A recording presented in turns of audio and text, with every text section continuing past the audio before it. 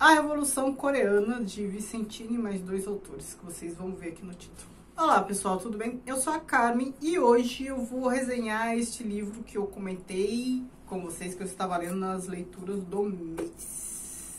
Antes de mais nada, eu vou pedir para você se inscrever neste canal, caso ainda não seja inscrito. Siga no Instagram, Que Vida do Mundo.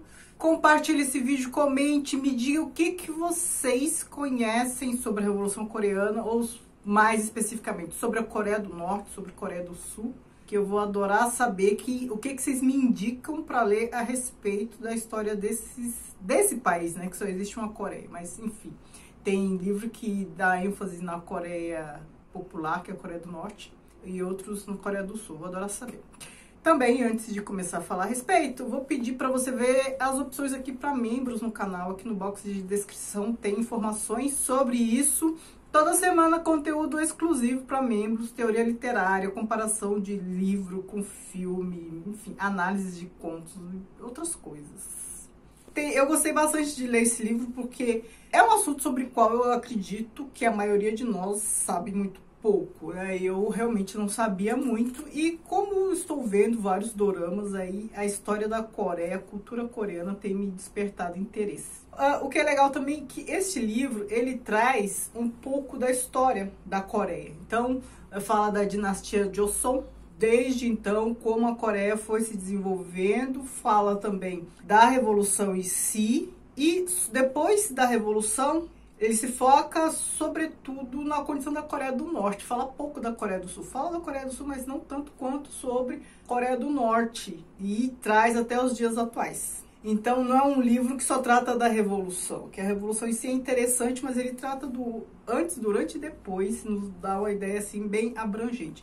E é sobre isso que eu vou falar. Vou fazer um resumo, assim, da história da Coreia, que eu aprendi por meio aqui deste livro. Até o século XIII, mais ou menos, a região ali da Coreia, e eu não vou fazer distinção entre Coreia do Sul e Coreia do Norte, porque isso só acontece em meados do século XX, e já adianto, é uma divisão artificial feita pelos Estados Unidos. Até o século XIII, o país sofria muitas invasões mongóis. Então a Coreia, vou deixar o mapa para vocês visualizarem, é um país que fica ali, faz fronteira com a China, né, bem ali na pontinha, acho que no sudoeste, assim, mais ou menos, da China. Tem o Japão bem próximo e tem a Rússia, por boa parte do tempo União Soviética, ali próxima também. Então os países mais próximos são esses. E são os países que mais vão influenciar em termos culturais, políticos, a Coreia. A cultura coreana, até hoje, ela tem como fundamento básico o neoconfucionismo, o que significa que ela recebeu muita influência da China. A Coreia, nessa época, nem tinha o idioma que tem, não tinha uma língua própria, então tinha dialetos ali, falava um pouco de chinês também. O idioma deles, o Hangul, só foi desenvolvido tal depois, na dinastia Joseon, em algum período ali da dinastia Joseon, que é de 1392 até 1910. Então, assim, bastante tempo dessa dinastia. Então, quem assiste os dramas coreanos percebe que as produções históricas de época são quase todas sobre a dinastia Joseon, porque é um período bem amplo. Antes da dinastia Joseon, teve a dinastia Goryeo, ou Goryeo, e antes dessa dinastia Goryeo havia os 3 reinos, o denominado 3 reinos. Mas não vou falar sobre isso, porque aqui o livro parte do finzinho da dinastia Goryeo, sem dar grandes detalhes, e depois já parte para o que aconteceu ali na dinastia Joseon. Essa influência chinesa imprimiu para a cultura coreana muitos valores que eles têm até hoje, que é o quê? O patriarcalismo, né? O respeito aos mais velhos,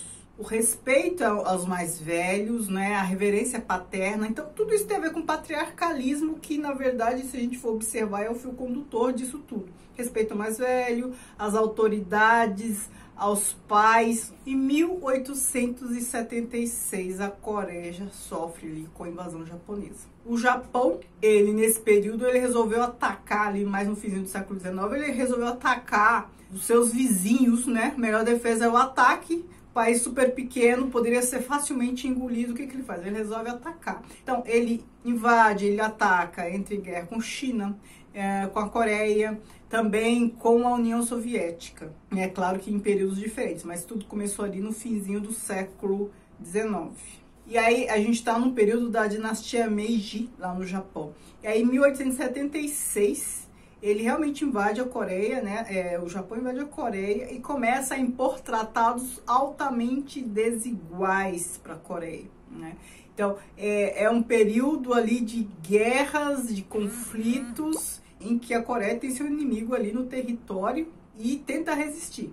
Em 1910, aí tem a ocupação total do Japão. Então, de 1910 a 1945, a Coreia ficou sob colonização do Japão. O Japão industrializou, de certa forma, a Coreia para explorá-la. Então, assim, tem gente que fala bem, mas o Japão industrializou. Para exploração. A produção de arroz ia tudo para o Japão. E aí aquela relação de colonizador-colonizado. A colônia é explorada, o colonizador vai enriquecendo com as riquezas e a produção do colonizado. Foi isso que aconteceu. Os japoneses, eles obrigavam os coreanos a falarem japonês, então se não podiam falar o próprio idioma. Muitas mulheres foram tomadas como mulheres de conforto, que é uma espécie de, eu ia falar prostituta, mas prostituta é pior que prostituta, escravas sexuais, porque a prostituta ainda recebe, né? Nesse caso não. Escravas sexuais dos japoneses. Eles acabaram, assim, enfim, colonizador, gente. Basta falar isso, vocês imaginam as maiores atrocidades, assim, de campo de trabalho forçado, humilhação atrás de humilhação, tortura, tudo que vocês imaginarem que o colonizador faz. O Japão só saiu da Coreia, só largou o osso com a Segunda Guerra Mundial. Ele fazia parte dos países do eixo, né, Itália, Alemanha e Japão. E quando eles foram bombardeados pelos Estados Unidos. E aí o que aconteceu? Com o bombardeamento do Japão, o Japão sucumbiu, os Estados Unidos baixaram lá e dominaram o Japão e a colônia do Japão, que é a Coreia. Só que a Coreia, qual Coreia? A Coreia do Sul, que a gente chama hoje de Coreia do Sul. Por que essa divisão? Ora, com a invasão japonesa, colonização japonesa, os coreanos resistiram. Tiveram muita influência do marxismo para resistir. Por quê? O marxismo é contra o colonialismo. Então, assim, eles se pautavam, eles buscavam forças ideais tal, na teoria marxista e buscavam apoio de países marxistas. Então, buscavam apoio de países com essa orientação socialista marxista. Então, em 1911, a gente já tinha ali a Revolução Comunista na China, né? Que não é a do mal ainda, é outra que teve antes, que derrubou o imperador. Já em 1917 tivemos a Revolução Russa. Eles buscavam orientação teórica e apoio desses países. Então, o norte foi para onde ficaram os guerrilheiros dessa resistência, ficou conhecido como o Exército dos Justos, de orientação marxista, leninista marxista. Foi por conta desse imperialismo japonês que esses rebeldes realmente se enveredaram pelo marxismo, né? Em busca de autonomia contra essa dominação. E o principal líder do exército dos justos é o Kim e o... não lembro mais, gente, esses nomes são difíceis. Ele era um líder muito carismático, as pessoas seguiam. Ele acabou sendo depois considerado o líder da Coreia do Norte até década de 90, porque ele morreu em 94, depois assumiu o filho dele, que também não viveu por muito tempo, ficou poucos anos no poder, acho que em 2011 morreu, e aí assumiu o neto, este Kim. São todos Kim alguma coisa, os nomes coreanos são difíceis para mim. Então, hoje é o neto do grande revolucionário que está no poder. Esse que as pessoas falam mal, que aparece na mídia e tal, que chama o cara de louco e tal. Durante a colonização japonesa, até mesmo por conta do território, características do território, o Sul, que hoje a gente chama de Coreia do Sul, ficou responsável por produção de alimentos, porque o norte, a Coreia do Norte, ela tem pouco território agricultável. Aliás, essa é uma das grandes dificuldades do país hoje, porque é uma região montanhosa e tudo mais. Então, por conta dessa questão até geográfica, o norte ali, ele era responsável por indústrias, era uma região altamente industrializada e para extração mineral. E o sul, produção de alimentos e bens de consumo, e tudo isso, claro, sendo explorado pelo Japão. Depois, como eu falei, em 1945, quando os Estados Unidos acabam ocupando ali os territórios japoneses, né, subjugando, porque ganhou a guerra, subjugando o Japão, e aí já dominando ali a colônia, a parte sul, porque o norte resistia, e daí que vem a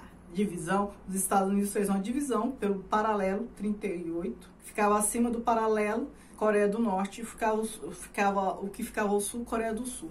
Então, a gente tem o exército dos justos ali durante a colonização japonesa fazendo resistência ao domínio japonês, ao imperialismo, à colonização. Quando os Estados Unidos entram no jogo, é para quê? Para combater o comunismo do norte. Então, o que eles fazem? Eles começam a guerrear contra o norte, buscando a subjugação do norte. E é aí que acontece a Guerra da Coreia. Então a gente já tinha um exército ali no norte lutando, resistindo contra o Japão. Os Estados Unidos acaba tomando o lugar do colonizador e faz um outro tipo de colonização, que é a colonização tipicamente americana, que eles fazem em muitos países. Eles subjugam, dominam. E tanto é que até hoje, hein, a Guerra da Coreia não acabou. Eles estão em armistício, mas não teve fim de guerra.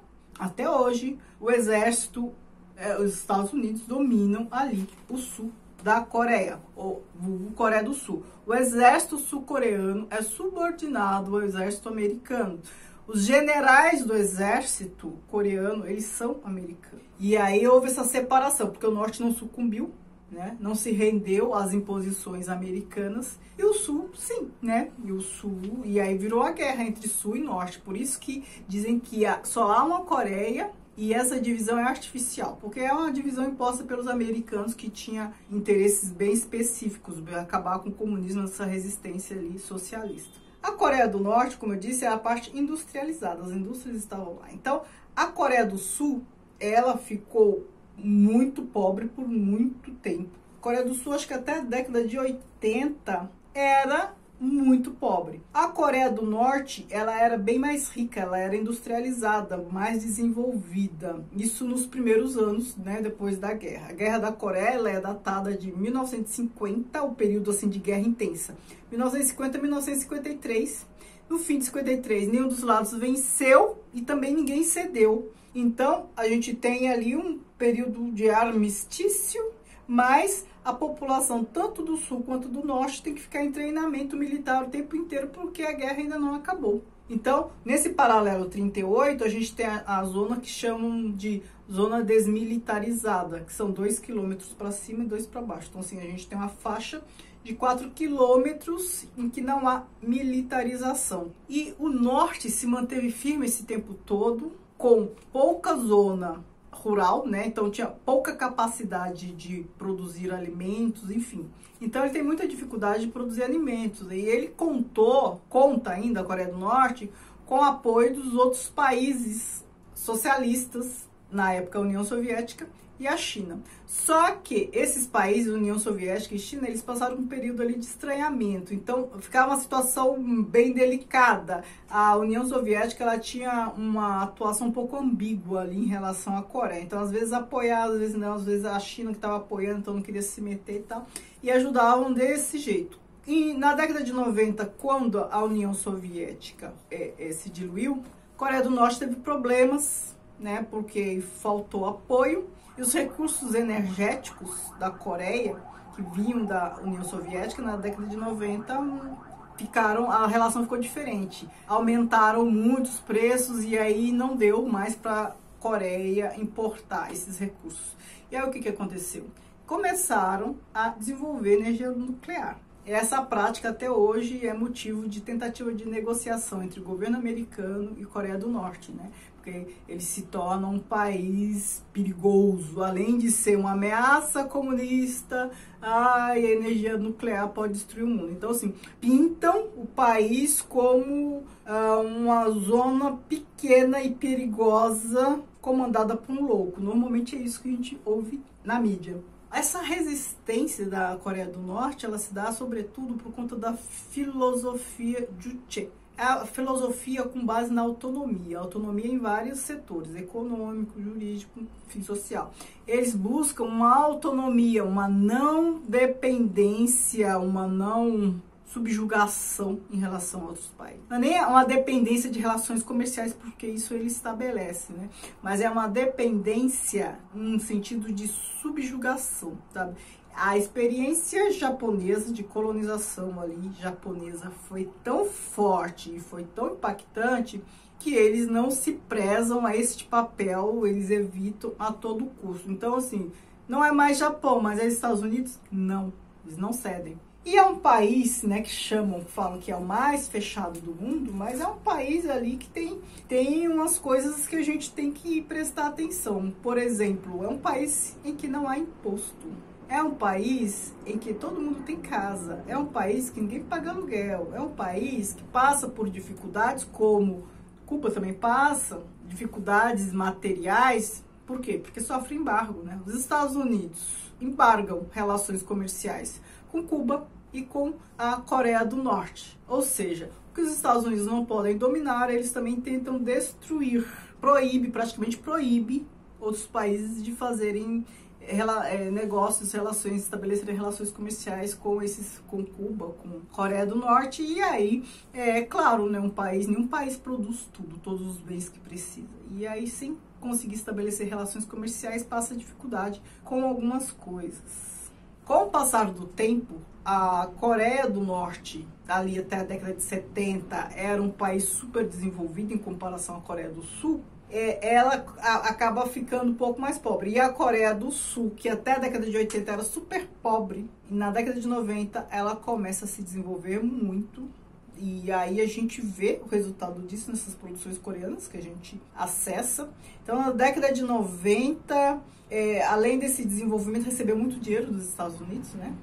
E aí começou a se desenvolver muito. Hoje é considerado um país rico, mas há mais miséria na Coreia do Sul do que na Coreia do Norte. Porque Coreia do Norte é um país socialista. O país socialista, ele não tem grandes luxos, mas ele também não tem miséria. Ele só tem pobreza, não tem miséria. Países ricos, você vê luxo, ostentação, tal, para uma camada, mas tem uma camada ali que é de miseráveis, né? Sempre. Isso em qualquer país que tem muita riqueza, tem muita miséria, porque é como o capitalismo funciona. Ele produz pessoas riquíssimas e pessoas muito pobres, né? Então, há mais miséria na Coreia do Sul por conta disso do que na Coreia do Norte. Então, as desigualdades são maiores. Na Coreia do Norte, as coisas são mais equilibradas, né? Há escassez de algumas coisas por conta do embargo, mas não há grandes diferenças sociais. Aliás, o que é característica de qualquer país socialista. Não tem grandes diferenças sociais. Ou seja, a tendência é ter pobreza e não miséria. Para esse vídeo não ficar tão grande, vou ler um trecho aqui do livro, um trecho final em que os autores comentam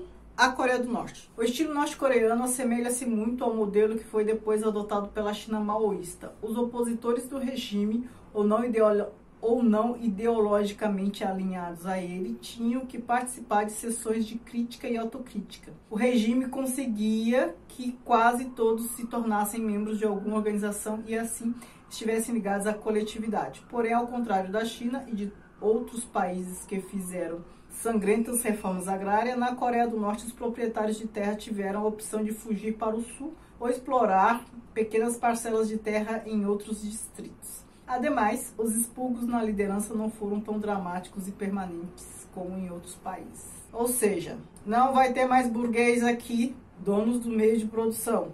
E aí, quem não aceitou isso, teve que zarpar. A ênfase à educação era e continua sendo uma forte característica neste país. A infraestrutura e a oferta pedagógica universitária e das escolas básicas são notáveis e os professores e pesquisadores são respeitados como pessoas fundamentais para o desenvolvimento da nação.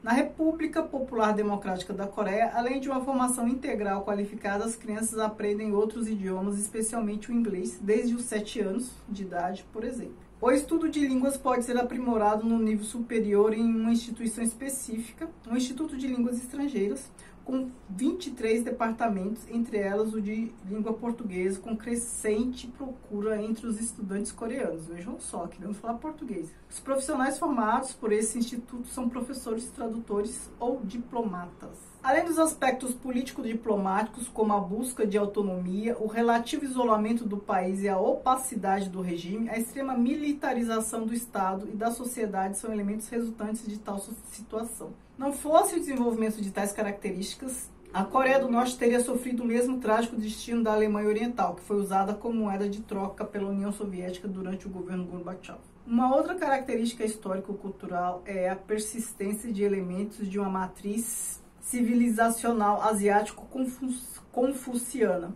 embora modernizados. Todo estudioso deveria levar em conta que, além de socialista, se trata de um país asiático em que o nacionalismo tem raízes históricas profundas e constitui igualmente um instrumento político cultivado pelo regime. A República Popular Democrática da Coreia é um dos estados mais nacionalistas do mundo, mas um nacionalismo defensivo e voltado para a estabilidade interna, e não agressivo como de grandes potências. O Juche estabeleceu os elementos institucionais de tal política, que foram ainda mais aprofundados após o fim da Guerra Fria. Juche é aquela ideologia de autonomia, né? A busca pela autonomia. Então, são esses os pontos que eu gostaria de destacar nos trechos que eu li, para você que tem curiosidade sobre este país, sobre essa cultura, que eu acho bem interessante cada vez mais. Certo? Me digam aqui o que vocês conheciam da Coreia, ouviram falar sobre a Guerra da Coreia, que eu vou adorar saber. Muito obrigada, beijos.